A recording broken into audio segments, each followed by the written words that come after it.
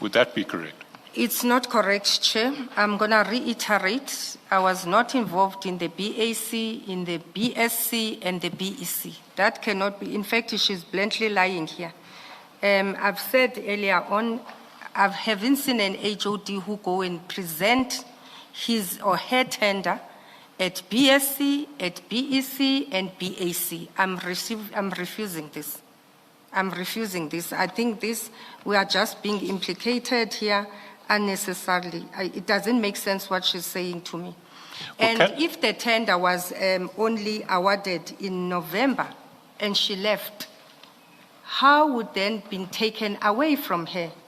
Because between until November, it would have gone to BSc, it then go to BEC, after BEC go to BAC.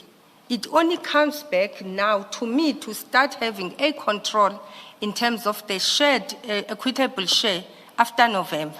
So I'm refusing, Chair, what she's saying here. I think we are just being played with here. Thank you, Chair. Well, can I ask you this question? In paragraph 9.5, there are 4 people who she says you designated to run with a tender. Do you recognize those 4 people? I do. And are they in the office of the head of department or in the training department, in the office that was run by Ms. Makamba? They are under, 2 of them are under training department, and then 2 of them are in the service department. Service division. So they are also in another division. That's the division that deals with budget, finance, contract management, and even when you are tendering, they will vet the document. They support you from you starting the tender to its completion. Hence it's called support services. So they will always be involved, not specifically for the tender for training, that is the wife of Madlanga, but they will be involved in all these other tenders. And would the department not have some representation in the BEC and the BAC, even if it's not you? They would. So when she says that the training tender was moved from her functional ambit and located in the office of the head of department, it's quite possible that that would be the case if the people from the department who were designated to the BEC and the BAC were people who reported to you and not to her. Chair, in other processes that, other tender processes in HR, those 2 people has mentioned from support are always there. One thing she has said that is correct, she is a project manager. But on top of that, there's other people that you work with to assist you to conclude this process. And they've always been in any tender process, you will find the support people in that space. Those 2 people she mentioned, they were very good in handling of how the tenders are done. When I arrived at Ekurhuleni, in any tender process that I was involved on before I became an HOD, Joseph Marupa will sign off the spec, will assist you with the budget. She makes it sound as if they are single-handedly now dealing with the tender, and she's not. What she would probably have done on her side is to try and sideline them. But she remained a project manager, and those guys were there to support her as far as to my knowledge. Thank you, Chair. Well, that's certainly not her version. She says in your letter to her, you categorically removed her involvement in the training tender. I can't recall that letter, Chair. It's very difficult to deal with it. When you say you can't recall, does that mean you could possibly have written it? I don't know, Chair. I don't know. All I know that I can align with is that Joseph Maripa was support services, no longer working at Ekurhuleni, and there's no tender. Ever since I arrived at Ekurhuleni, there was no tender he was not involved on. But the removal part, I won't know. I can't talk to it. I can only comment maybe when I see it if indeed happened. There could be something that says, don't sideline, work with them, but I don't know, Chair. I sincerely don't know this one. Thank you. Can I ask, did you appoint any of these people to the, in a bid process, there's the admin stage where all they are doing is to check whether you have the correct documents like tax documents, registration documents, and then it moves to the proper evaluation where you apply. Whatever you apply, then it moves to the adjudication. Did you appoint any of these people to any of those processes in the tender process? Chair, what normally happens in the tender process, there's a project manager. Then the project manager will work with the team where, as I say, that they run with the bid specification. They also run to support the evaluation, but all that work is done under finance. And Joseph has always been the person who is running with these processes. So appointing, I'm not 100% sure, but it's always been people who are assisting with tender processes.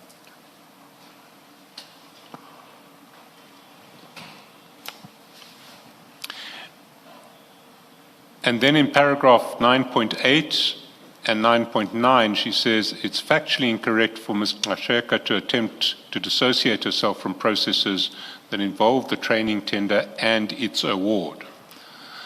Ms. Gxasheka was the process owner and thus accountable for the tender. What's your response to that? Chair, I'm going to repeat what I said. I don't see it in the bid specification. I've said my role was to say add formal education, mostly degree, masters and so forth. That was my comment. BSc, I've never went there. Bid evaluation, I was not there. Hence I said maybe get attendance registers, if possible, also get minutes of what transpired in those processes, Chair. I doubt you will not see my name. You will not see my name. I doubt that. I was not involved. Clearly, this is somebody who just wants to leave everything to me instead of allowing that the key stakeholders who ran with the tender must account. I don't agree with what she's saying. I was not fully involved, and I didn't award the tender. It will be irregular for me. Just to clarify what she's saying and what she's not saying, I don't think she's ever suggesting that you sat on the BEC or the BAC. But what she is saying is that the people in the department who sat on the BAC and the BEC reported to you, not to her. What's your response to that? I've already responded, Chair. There's 5 divisions at that time, if I can recall, in HR. It was the support services, it was her division, strategic HR, and talent management. And it was HRBP, and it was LER and others. And those people are coming from those divisions.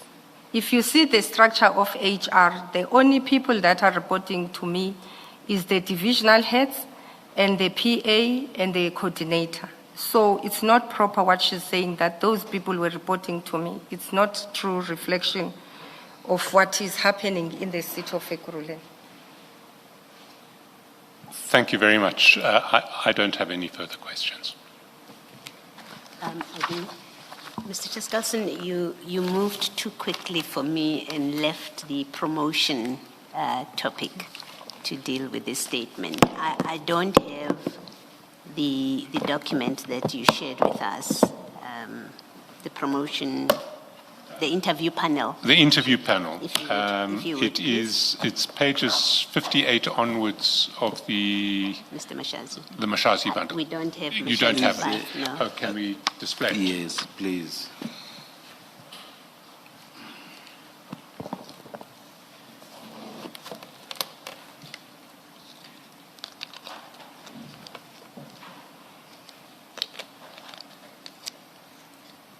Oh, thank you. Ms. Gxasheka, you have in front of you there that summary that we discussed earlier.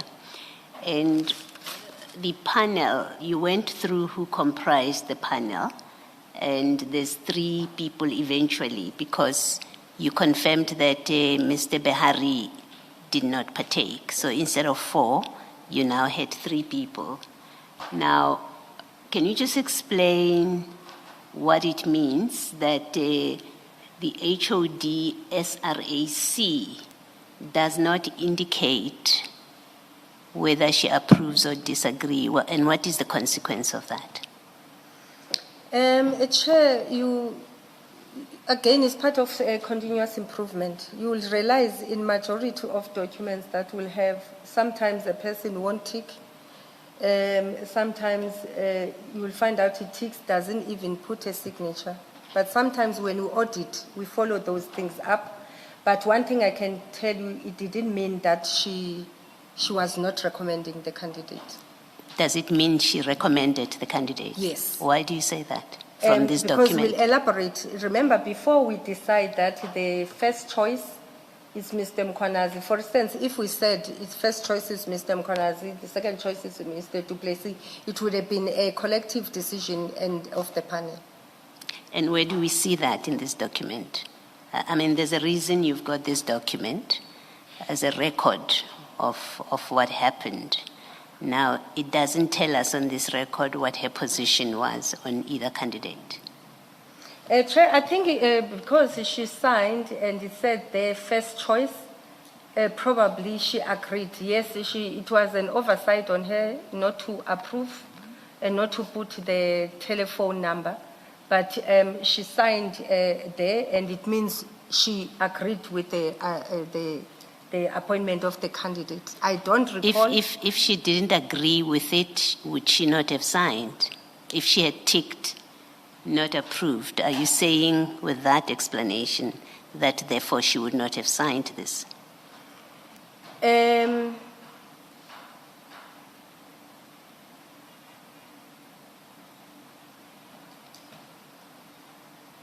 I get what we're saying, that she should have put approved or not approved.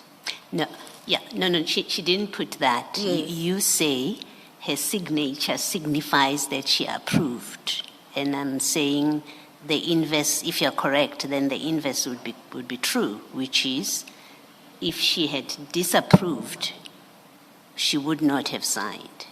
Is that what you're saying?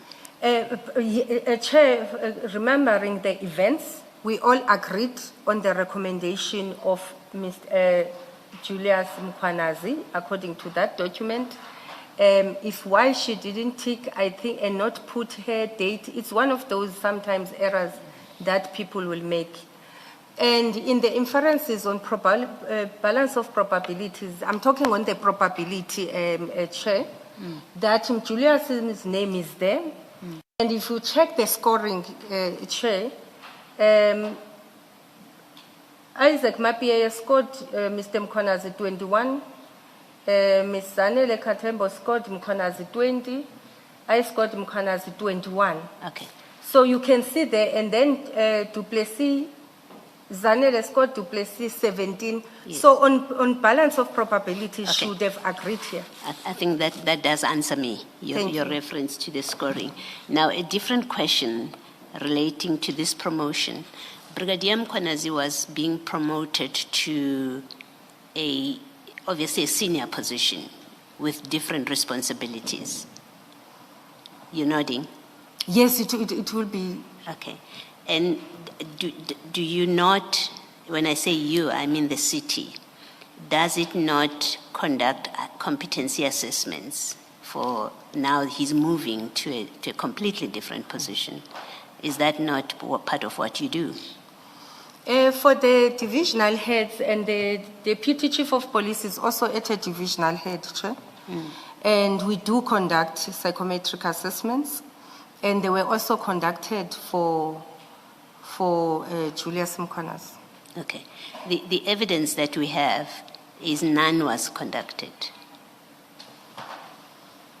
Chair, I did see that. I think in the chief statement, or one of the statements, they did say that.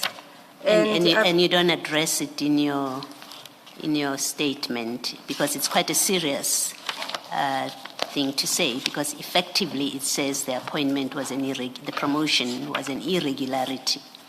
That's the effect of it, that it was an incomplete process. In fact, let me remind you what Chief Mapiaye said in his evidence. He said, the panel conducted this interview, you scored the candidates, there was the next step, which is a competency assessment, which you've just confirmed would happen.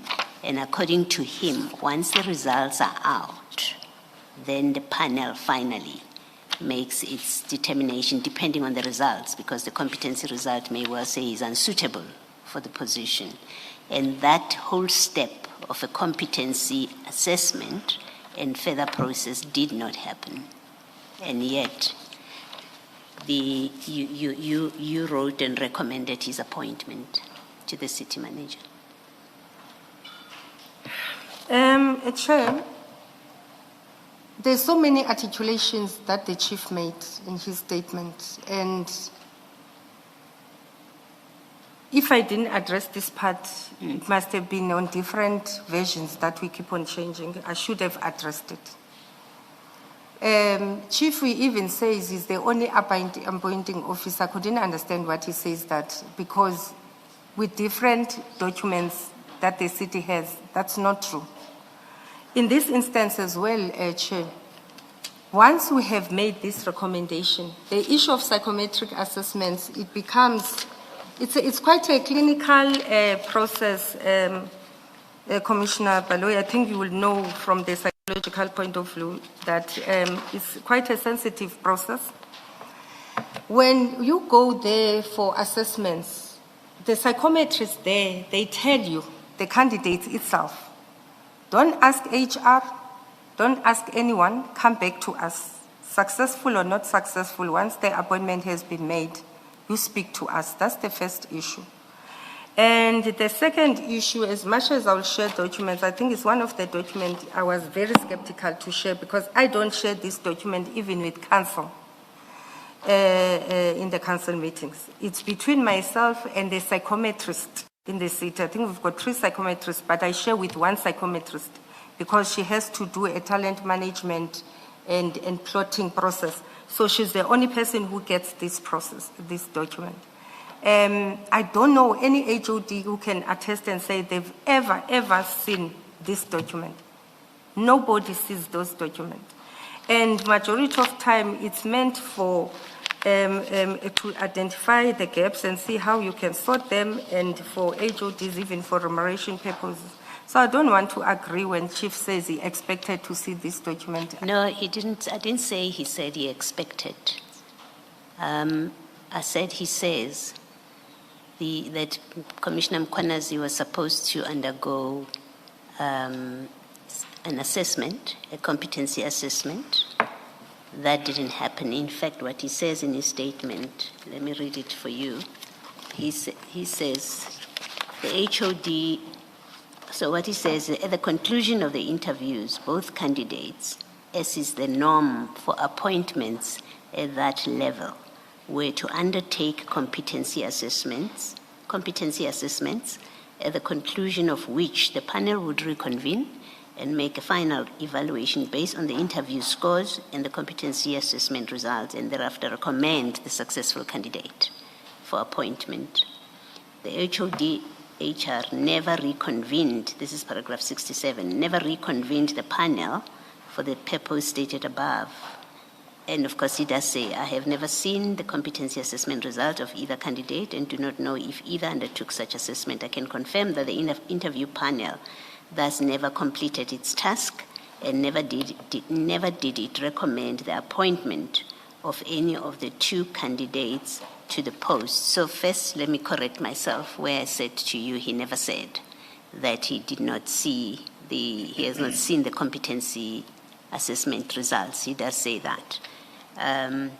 But the more important part is he says you never reconvened, 1.